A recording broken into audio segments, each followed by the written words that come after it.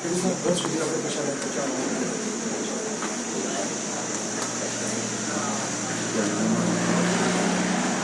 Research જે DAP જે chemical ફોર્મમાં આવે છે, રાસાયણિક છે, જે અત્યારે જે નવા વૃક્ષાઓ ખાતે નીકળ્યો છે એમાં મુખ્ય કારણ અત્યારે ડીએપીને જણાવવામાં આવ્યું છે ને યુરિયા. આપણે જૈવિક બેક્ટેરિયા એટલા માટે આપી રહ્યા છે કે જમીનની અંદર જે કેમિકલ નાખીને જમીન ફિટ થઈ ગઈ, એના હિસાબે જમીન પોતે નાઇટ્રોજન લેતી નથી હવામાંથી.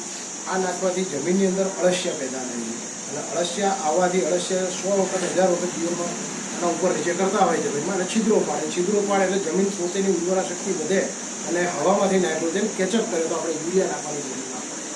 આનું મુખ્ય પાછળ કારણ એવી પ્રોડક્ટ છે. એટલે વાવણીથી લાવણી સુધી આપણે કોઈ કેમિકલ ફોર્મમાં જવું ના પડે, એગ્રોની દુકાને જવું ના પડે.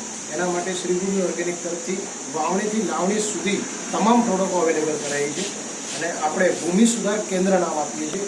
તો એગ્રોની દુકાનમાં માલ આપણે આપતા નથી, માત્ર એક સ્પેશિયલ સેન્ટર ઊભું કરી ત્યાં માર્કેટિંગ પણ શ્રીભૂમિ ઓર્ગેનિક પોતાનું કરે છે.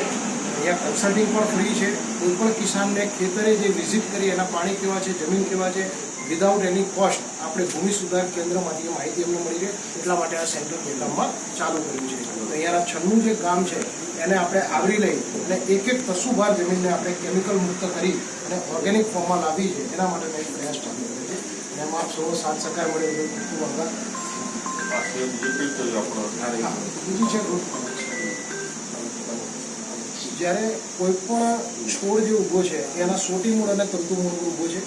સોટી મૂળ જેટલું મજબૂત એટલું વધારે પડતા વરસાદ વાવાઝોડામાં ઊભો ભાગ પડી જતો હોય છે એ ના જાય.